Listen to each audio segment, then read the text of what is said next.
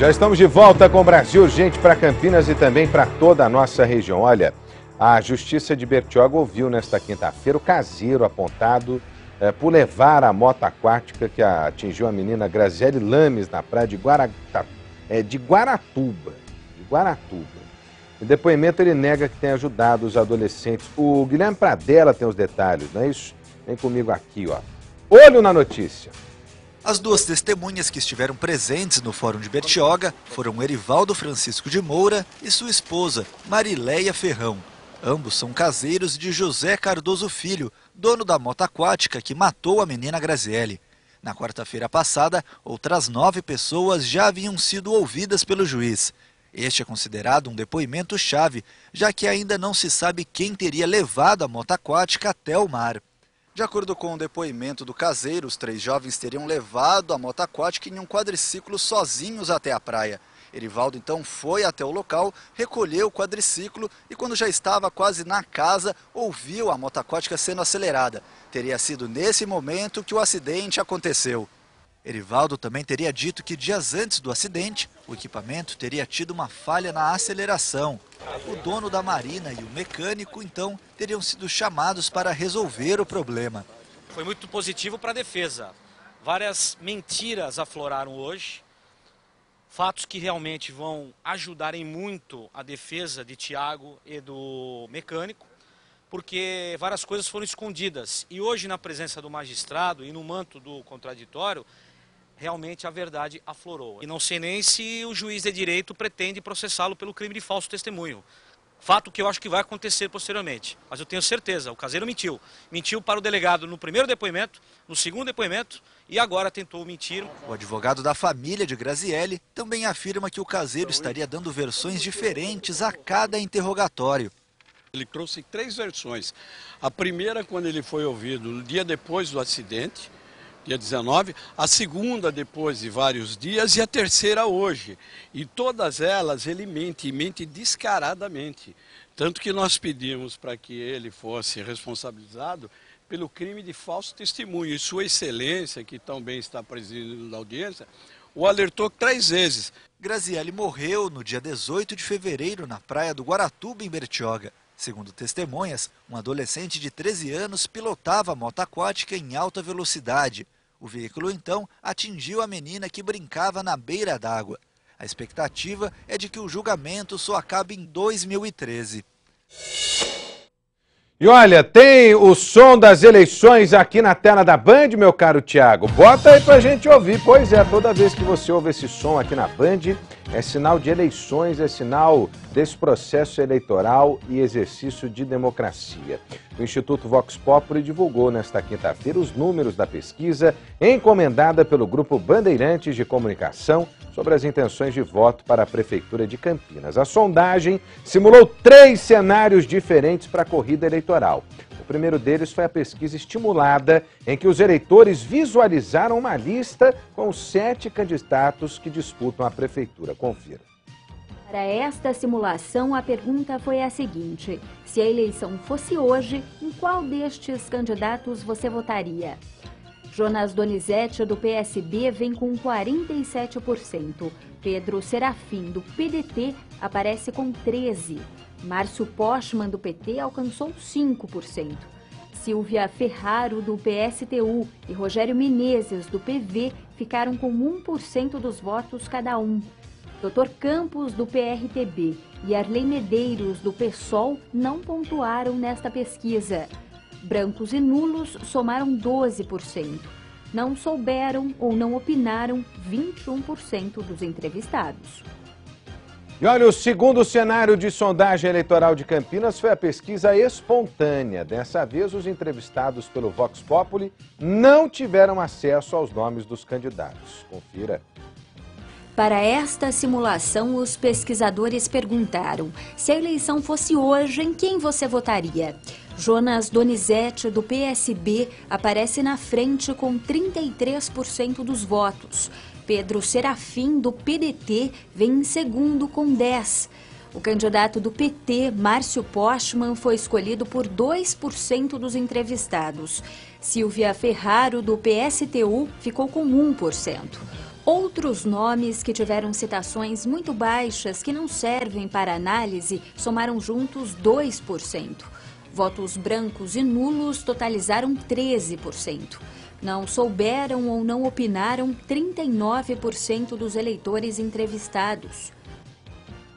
E olha, a terceira simulação procurou saber o índice de rejeição de cada um dos candidatos. Mais uma vez, o Vox Populi apresentou a lista com os 7 nomes que disputam a Prefeitura de Campinas. Dá só uma olhada. Para esta sondagem, os pesquisadores perguntaram: se a eleição fosse hoje, em qual desses candidatos você não votaria de jeito nenhum? Pedro Serafim, do PDT, não teria o voto de 16% dos eleitores. Jonas Donizete, do PSB, aparece com 8%. Márcio Pochmann, do PT, também não teria 8% dos votos. Silvia Ferraro, do PSTU, ficou com 6% das rejeições.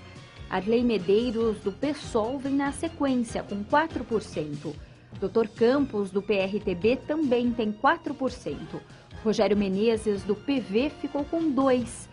Eleitores que poderiam votar em qualquer um dos candidatos somaram 19%. Os eleitores que não votariam em nenhum deles totalizaram 12%. Não souberam ou não opinaram 21% dos entrevistados. O levantamento encomendado pela Band foi realizado entre os dias 25 e 27 de agosto. O Vox Populi entrevistou 600 eleitores. A margem de erro é de 4 pontos percentuais para mais ou para menos. A pesquisa foi registrada no Tribunal Regional Eleitoral.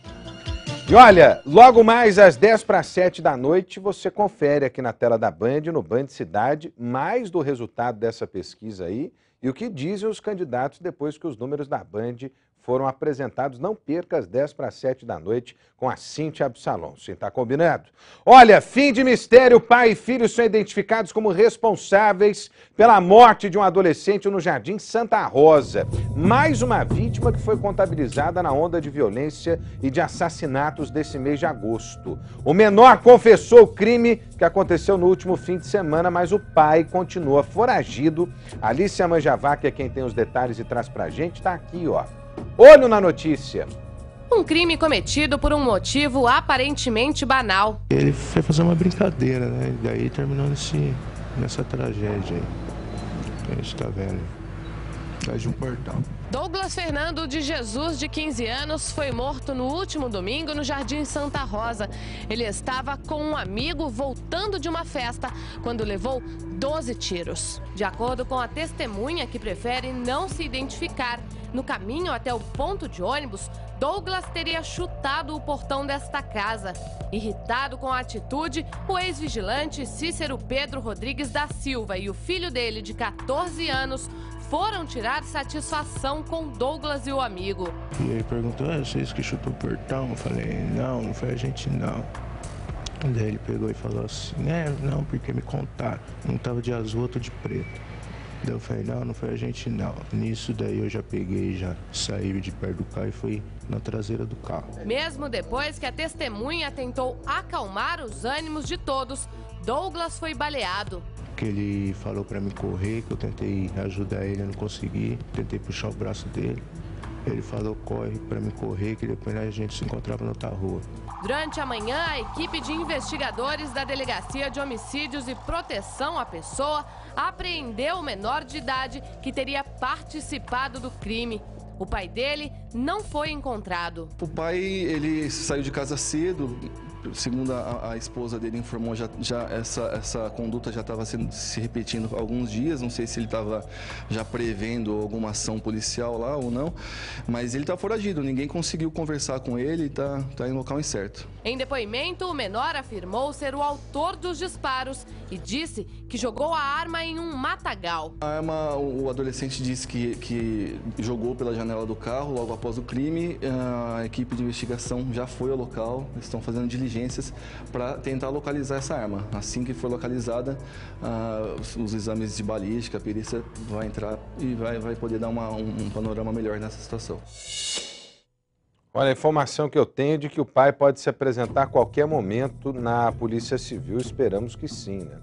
Agora, é fácil um adolescente de 14 anos assumir o crime também no lugar do pai para livrar a cara do pai, né? Pelo jeito aí, quem entendia do uso de arma de fogo, esse tipo de coisa, não era criança de 14 anos, né? Não era o adolescente. A polícia está investigando para apurar o caso e saber direitinho o que aconteceu. Agora, você vê que as mortes são banais, né? As pessoas morrem porque estão no local errado, na hora errada, ou simplesmente, né? Porque o que acontece? As pessoas matam gratuitamente, as pessoas matam por nada, por causa de um chute no portão, meu. Ah, faça-me o favor, hein? Faça-me o favor. Morte banal, morte banal. Nada justifica uma morte. Deus do céu. A gente é que fica na mira, né? A gente fica com a chance de se tornar aí a próxima vítima nessa situação. Você tá na rua, o cara não vai com a sua cara e atira na tua cara. Ah, Deus do céu, viu? Vem comigo aqui, ó. O prefeito de Cordeirópolis, prestem atenção, o prefeito de Cordeirópolis ficou ferido hoje após ser atacado por um servidor armado com uma faca. Cara, eu não tô me conformando com essa situação aí. O prefeito estava trabalhando, parece que estava numa reunião na sede da prefeitura. Aí, de repente, entrou um cara armado e esfaqueou o prefeito. Tá tudo pronto aí, ô Vinícius? Tô chamando a reportagem, é da Alícia Manjavac. Presta atenção nessa reportagem, hein? Não deu para entender ainda, né, a maluquice desse cara que atentou contra a vida do prefeito. Aliás, a prefeitura foi cercada e isolada, né? Alícia Manjavac acompanha de perto e tem os detalhes aqui. Olho na notícia. O senhor acabou com a minha vida. Eu falei, eu não acabei com a vida de ninguém. Insatisfeito com o afastamento das funções, um funcionário público resolveu se vingar.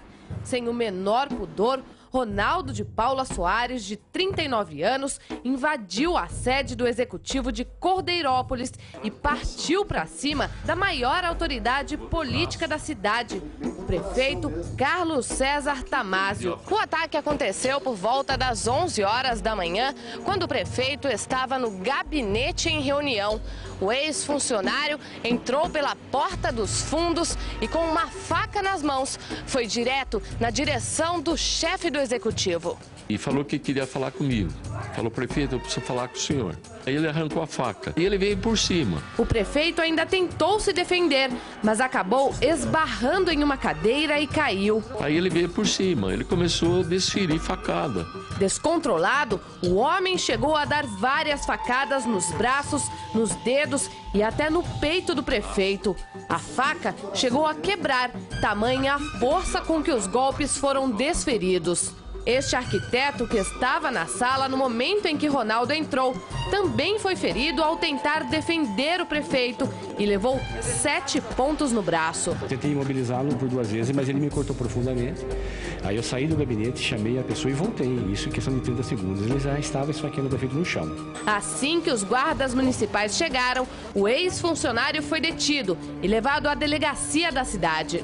Nós chegamos no local, ele já estava dominado, o autor dos fatos estava dominado, estava algemado. Isso foi feito por guardas municipais que estavam presentes no local.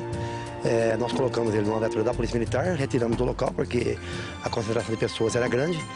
Trouxemos da delegacia, onde ele se encontra agora e vai ser autuado em flagrante por tentativa de homicídio. Ele tem perturbação psiquiátrica, teve internado já por 4 vezes em hospital psiquiátrico. Segundo ele, está dentro da sua consciência. E acabou aí perdendo o senso e foi tirar algumas satisfações com o prefeito. O prefeito foi socorrido, levado ao hospital municipal e já teve alta. A prefeitura ficou fechada durante todo o dia. Mas eu tenho que só agradecer a Deus por eu estar vivo. Desespero, hein? Se bem que tem político aí também que, né, não justifica, é claro. Não estou dizendo também que é o caso do prefeito lá de Cordeirópolis, que eu não conheço, não sei do histórico e tal. Mas tem político aí que, né, se fosse numa dessa aí, ninguém ia ligar não, viu? Os caras corruptos aí. Agora, num surto psicótico, o cara atacou o prefeito, a autoridade maior do município. A gente não pode aceitar esse tipo de coisa, esse cara vai preso agora. O problema é o seguinte, será que quando preso vai ter o tratamento adequado? Porque senão daqui a pouco vão soltar ele, ele vai atentar contra a vida de outra pessoa. Vai atentar contra a vida de outra pessoa. Olha a situação do prefeito, o dedo cortado, o rosto cortado, o peito do prefeito, né, foi atingido pelas facadas. Né? A informação que eu recebi, viu, gente, é de que se a faca fosse um pouco mais fina, né, com a capacidade de furar mais intensa do que a faca usada, ela teria perfurado o peito e o prefeito poderia não estar aqui para contar essa história para a gente. É a informação que eu recebi de quem acompanhou essa ocorrência. Terrível, terrível. O cara foi preso, um atentado que parou o município de Cordeirópolis. Eu nunca vi um negócio desse, viu? Nunca vi um negócio desse, sinceramente, nunca vi um negócio desse. Também não tem controle de entrada e saída lá da prefeitura, qualquer um pode entrar e sair do gabinete do prefeito. É raro isso, hein? Porque geralmente os políticos ficam trancados nos seus gabinetes e não estão nem aí pro povo, né? O cara se esconde dentro do gabinete e não recebe ninguém. Aí não tinha controle nenhum também de acesso, né? Vem comigo aqui, olha. Uma base da Guarda Municipal foi atingida por um tiro em Piracicaba. O posto fica na região central. Não é em frente à catedral, onde também esfaquearam aquele padre lá em Piracicaba, não, hein? Tem as imagens aí, deixa eu ver as imagens, que é no mesmo lugar onde fica aquela base, onde esfaquearam o padre lá naquela catedral. É lá mesmo, olha lá, a catedral e a base, rapaz. Faça-me o favor, hein? Faça-me o favor. O Eric Rocha tá comigo? O Eric Rocha, da Rádio Band News FM, está acompanhando de perto esse caso. Eric, o que aconteceu? Quais são as informações? Tiro contra a base da Guarda Municipal de Piracicaba, Eric. Boa tarde. Boa tarde, Rodrigo. E a Polícia Civil agora quer saber de onde que partiu esse tiro que acertou essa base da Guarda Municipal, que fica aí nessa Praça José Bonifácio, aí em frente realmente dessa catedral, lá na cidade de Piracicaba. Segundo o comandante da guarda, o capitão Silas Romualdo, esse disparo teria partido de um veículo que passava em frente à unidade. Para ele, essa ação foi feita por um desocupado. Mas no boletim de ocorrência, o que chamou a atenção é que a Polícia Civil levantou a suspeita de que o tiro tenha sido acidental, portanto, aí de dentro para fora da base. As armas dos dois guardas que estavam de plantão durante a madrugada foram apreendidas aí para a perícia. O comando da guarda informou também que caso essa hipótese, né, de tiro acidental seja confirmada, um processo disciplinar deve ser aberto aí para eventuais punições contra esses dois guardas que estavam de plantão aí durante a madrugada, Rodrigo. De figura, né? Uma coisa é a base ser vítima de um atentado. Outra coisa é alguém estar lá por descuido, alguma coisa é disparar a arma de fogo e o tiro atravessar o vidro, né? Aí é outra história. Aí você imagina, né? Num tiro acidental, alguém está passando ali do lado de fora, é baleado, né? Acaba ferido. Deus do céu, terrível. A Guarda Municipal também está investigando o caso, é isso, Eric Rocha? Tá sim, Rodrigo. Vai implantar aí uma sindicância para levantar justamente para, caso aconteça, né, seja confirmada essa hipótese do tiro acidental, possa haver um processo disciplinar feito ali pela própria guarda para também punir esses guardas, caso, claro, seja confirmado que o tiro partiu de dentro, aí seja um tiro acidental de dentro para fora da base da Guarda Municipal. Okay. Eric Rocha, da Rádio Band News FM, trazendo informações ao vivo aqui no Brasil Urgente para Campinas e região. Olha, é em frente à catedral onde o padre foi esfaqueado na semana passada, hein?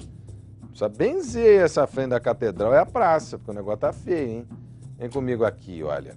Por falar em negócio feio, mais um caso que se repete, né? Porque na própria cidade de Santa Bárbara do Oeste já aconteceu isso. Em outras cidades aqui da nossa região também, eu me lembro de Montemor, foi recentemente. A família de um tesoureiro de uma agência bancária de Santa Bárbara do Oeste foi mantida refém por bandidos nesta sexta-feira.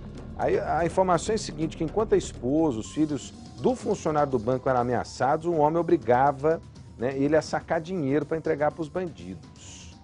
Gente do céu.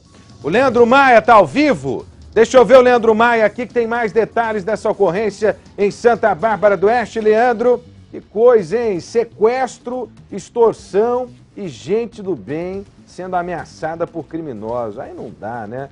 Leandro Maia tem as informações. Boa tarde, Leandro. Boa tarde, Rodrigo Salomão. É mais uma família aí que vive momentos de drama na mão de criminosos. O tesoureiro foi rendido ontem à noite por criminosos armados quando chegava na casa onde mora em Americana. Os bandidos também renderam a esposa, o filho e o pai dele. As vítimas foram levadas para uma região de chácara em Santa Bárbara do Oeste e lá ficaram durante toda a noite em poder dos sequestradores que exigiam R$300 mil para liberar a família. Logo pela manhã, o tesoureiro foi obrigado pelos criminosos a ir até a agência bancária onde trabalha no bairro Cidade Nova para tentar sacar o dinheiro. Os funcionários do banco desconfiaram do comportamento do colega e ligaram para a polícia. Os agentes da Polícia Civil foram até o local e acompanharam o tesoureiro durante todas as negociações com os sequestradores que fugiram depois da intervenção dos policiais, Rodrigo. É um caso que se repete, né? Já aconteceu com gente que trabalha com carro forte, tesoureiro de banco, gerente de banco, e essas quadrilhas estão cada vez mais ousadas. E nessas ações levam um volume de dinheiro muito grande. Visam um volume de dinheiro muito grande. Você viu que nesse caso aí, o pedido era de R$300 mil. R$300 mil. Estou imaginando o drama e o desespero desse funcionário, porque enquanto ele estava ali com a polícia e esse espaço cercado pela polícia, Leandro Maia, a família estava em poder dos bandidos. E a família foi encontrada onde, Leandro? Exatamente, Rodrigo. A família do tesoureiro foi colocada dentro do carro de fuga usado pelos criminosos e foi liberada no município de Iracemápolis. Os familiares não sofreram nenhum tipo de ferimento e passam bem. Os 3 sequestradores ainda estão foragidos. O doutor Rômulo Gobi, do 2º Distrito Policial de Santa Bárbara do Oeste, abriu uma investigação para tentar localizar o trio, Rodrigo. Olha, o Leandro Maia trazendo os detalhes. A família do tesoureiro de um banco mantida refém, sequestrada, né? Entraram a família do tesoureiro do banco, enquanto o cara foi obrigado a sacar R$300 mil para entregar para os bandidos. Parece que o local onde abandonaram é num canavial, né? Num canavial. Deus do céu, hein? Que medo. Faça-me o favor. E não é o primeiro caso, hein? Não é o primeiro caso. Caso que está sendo investigado pelo doutor Rômulo, lá no 2º Distrito Policial. Obrigado ao Leandro Maia, trazendo as informações ao vivo aqui pra gente. Olha, os pais do garoto morto por 3 cães, vocês se lembram dessa história? Nós mostramos aqui. O garotinho estava brincando e aí os cães, segundo a informação, escaparam lá de uma empresa e atacaram o garotinho. Estão pedindo R$2,5 milhões de indenização à empresa responsável pelos animais. Aí a denúncia é de que os cães viviam soltos pelas ruas, só que a polícia está investigando se os cães escaparam ou se a criança invadiu o espaço. A gente conversou com o irmão do garotinho, né? A família estava arrasada, rapaz. A família ficou arrasada. Deixa eu ver a reportagem. Vem comigo aqui, ó. Olho na notícia. Apenas 5 anos. Era essa a idade do pequeno Eric Henrique da Silva Santos, um menino de sorriso doce, que encantava a todos com sua alegria. O Eric era uma criança cheia de vida, cheia de saúde, muito alegre, muito brincalhão. Depois de fazer uma cirurgia que tanto queria, Eric comemorava o resultado e mostrava a todos o quanto estava bonito. Ele foi cortar o cabelinho na vizinha, que é a Sully. Aí chegou lá e falou pra ela assim: Sully, eu vim cortar o cabelo. Aí disse que ela falou assim: ah, eu corto o seu cabelo. Aí ele falou assim: é que eu vou ficar bonitão, que eu cortei as orelhas. Mas tanta alegria foi interrompida justamente quando ele estava se divertindo. Era tarde de sábado e Eric brincava de pipa com 2 amigos neste terreno em Sumaré, quando 3 cachorros desta empresa fugiram por debaixo do alambrado, exatamente neste ponto que está danificado. Os animais partiram para cima das crianças. 2 delas conseguiram escapar, mas Eric foi atacado e morreu no local. Os cachorros estavam comendo ele. E nós chegou, catou ele no chão e levou para o hospital. Ele já estava sem vida. Este menino de 7 anos viu quando os cães foram para cima deles. Eu falei pro Pedro saiu correndo, eu também saí. Aí o Eric não viu o cachorro, não viu. Aí ele, assim, ele conseguiu correr só um pouquinho. Aí os cachorros viu, correu mais e aí atacou o Eric. Segundo ele, os animais eram grandes e sequer latiram. Não, quietinho. Segundo testemunhas, os cachorros ficavam presos durante todo o dia, mas à noite eram simplesmente soltos pelas ruas do bairro, como se não representassem risco nenhum aos moradores. Às horas da noite eu vejo ele solto, abaixo das 11 horas. Sempre o meu dia eu venho arrumar a casa aqui nele e eu estou aqui fora e eu vejo. Quase um mês depois da morte do menino, a família pretende pedir na justiça indenização de R$2,5 milhões de reais à empresa de segmento têxtil responsável pelo terreno onde os animais ficavam. 2 milhões por danos morais e 500 mil por materiais. Eu acho que o dono é mais bandido, mais assassino do que os cachorros. Olha, terrível essa história, hein? Tá chegando aqui o Datenão para todo o Brasil. Deixa eu ver o Datena, Ney, para todo o Brasil, aqui na tela da Band. Olha, as polícias militares civil atuam na zona leste da capital. É exclusivo da Datena Mostra para você. Segunda-feira eu tô de volta, contando com a sua audiência e o carinho da sua companhia. Ótimo fim de semana, cuidado para não virar notícia, hein? Tô te esperando. Tchau, tchau.